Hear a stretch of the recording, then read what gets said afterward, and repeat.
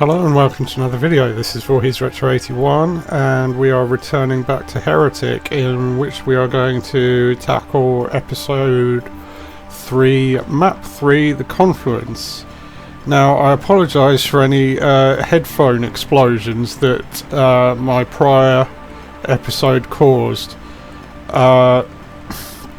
This episode can be very frustrating.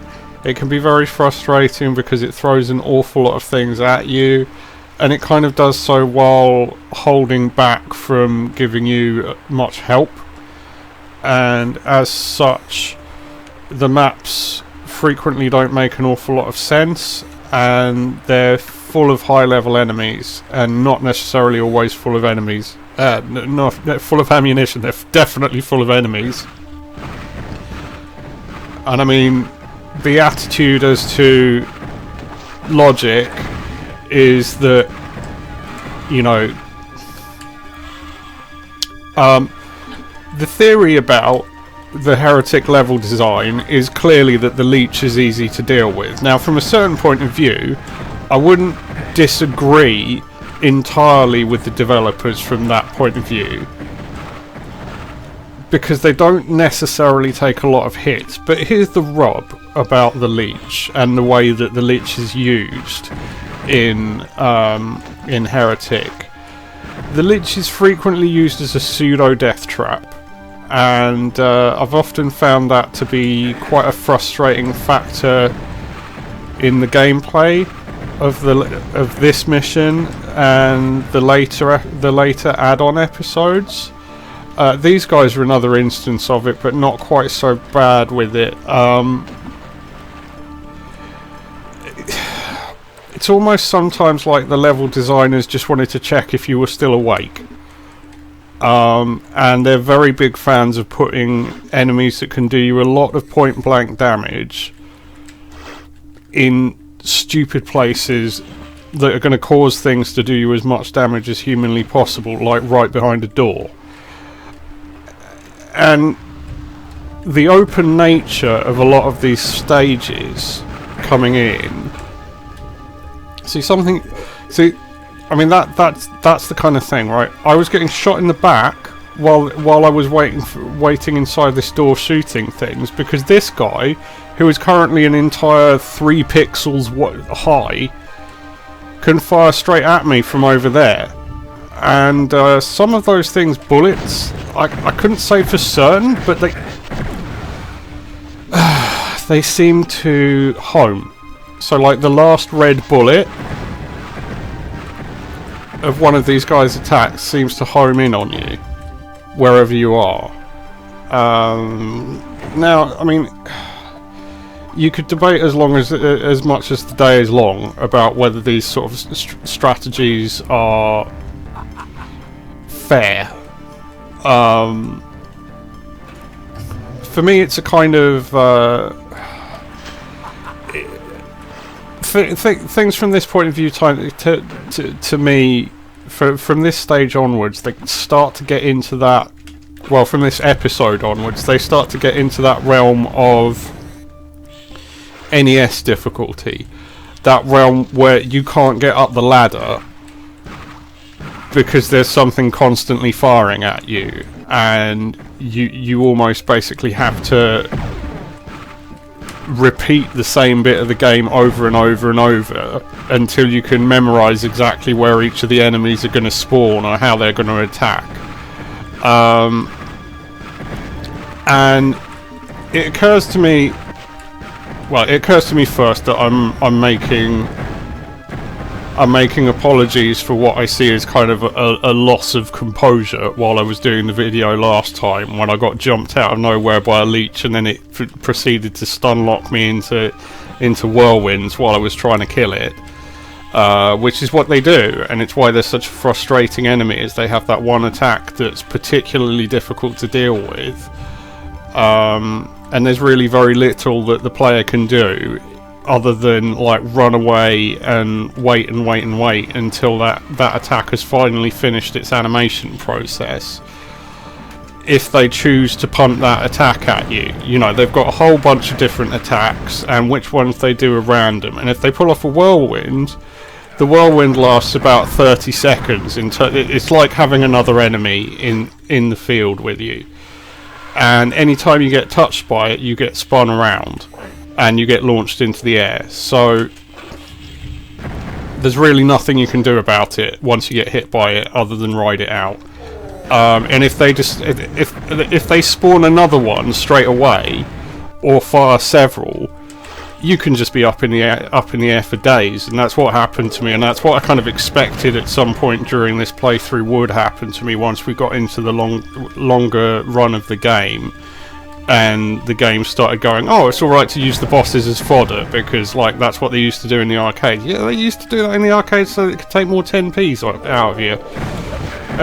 You know.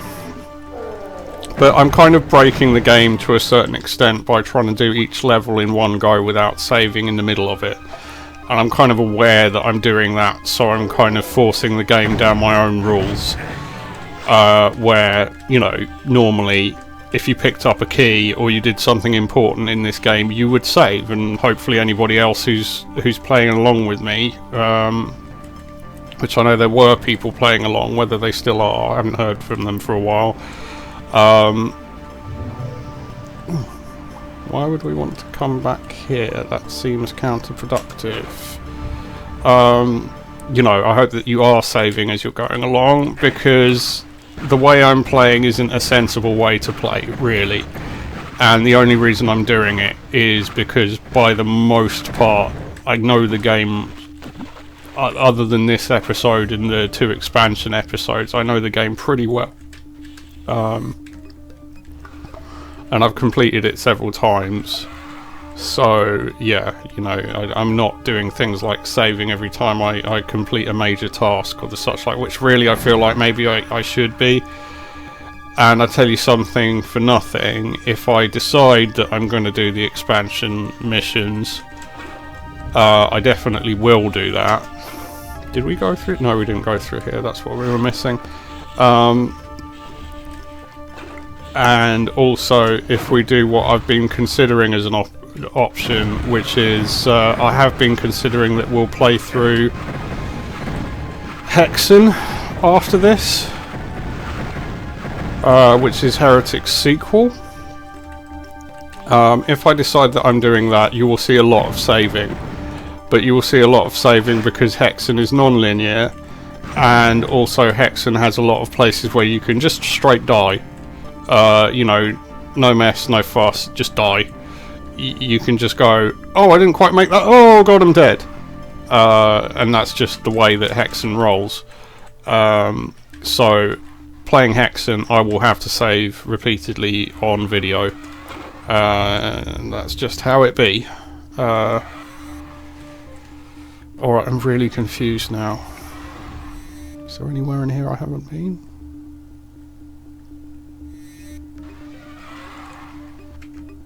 Can I... Oh, it keeps pushing caps lock instead of tab. Oh, I don't want to go that way, I want to go down here. Oh, good grief! He came out of nowhere. Would you believe it?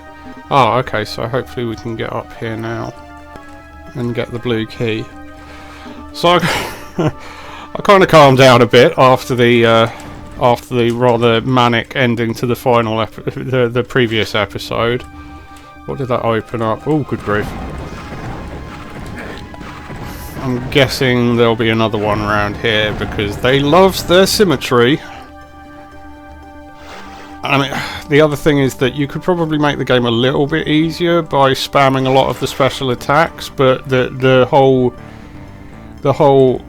no inventory for you at the end of each level kind of stops me from doing that, because otherwise what you end up doing without really meaning to is you start to get dependent on your secret abilities, and you know they're not there when you spawn in. That's one of the things that I was, oh good grief, another right behind the door attack.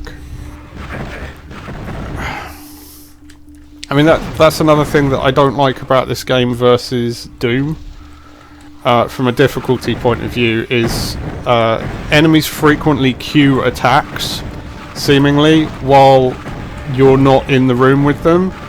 So where in Doom, you know, there's a more reactive process with the enemies, where they go, oh, there's a guy over there, and shoot at them. What seems to happen a lot in Heretic in terms of the AI routine and such like is enemies just go, oh, somebody came through that door earlier, so I'm going to attack that door, you know, incessantly, because eventually they'll come back and go, oh, hey, you know, I needed to go through that door. I should have gone through it. I thought these would have opened by now, but clearly not.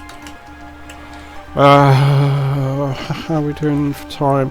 And this is probably the biggest stage we've been on so far. Certainly one of the most confusing, for me anyway. I have no doubt there might be a few people going, oh, what's he doing? Why is he doing that? He's going completely the wrong way. Oh, that shield will be very much appreciated.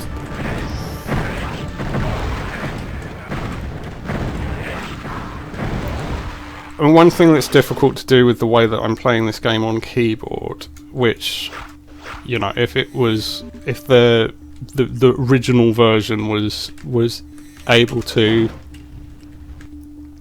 lights went off. That was interesting. Does that just... Don't tell me that's it.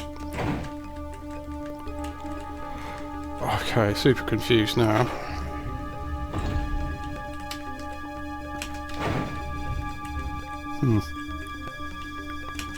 Okay, the stairs are up here now. I thought those would probably be stairs. I'm just gonna switch to this for a little while because I want to get rid of... I can hear it moving around. There it is. I want to get rid of that a bit quicker. Those things take so many hits. I think the leech actually takes less hits than those guys.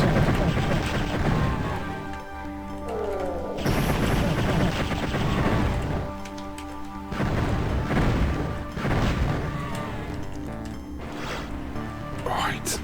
Oh, it's the guy from earlier. Hello. So that's 6 full force elemental crossbow bolts to get rid of those blokes. No joke.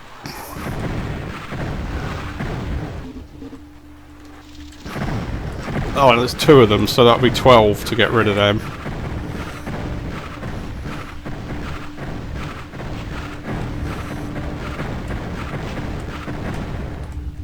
And a wizard.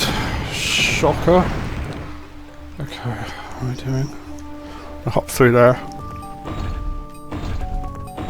Oh, we actually got some secrets for once, so that's something. So I can't remember the Azure Fortress. I don't know how well it's going to go. So I shall call it for there. Thank you very much for watching, and peace out.